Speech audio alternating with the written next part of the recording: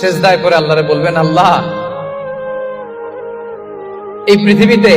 আমি ছাড়া তোমার গোলামের অভাব নাই, কিন্তু তুমি ছাড়া আমার দ্বিতীয় কোনো রব নাই। চোখের পানি ছেড়ে আল্লাহরে ডেকে বলেন, আল্লাহ,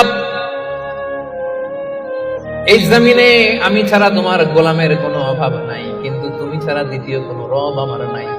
তুমি ছাড়া দ্বিতীয় কোনো জায়গায় চাওয়ার সুযোগ আমার নাই। চোখের পানি ছেড়ে আল্লাহরে বলেন, আল্লাহ,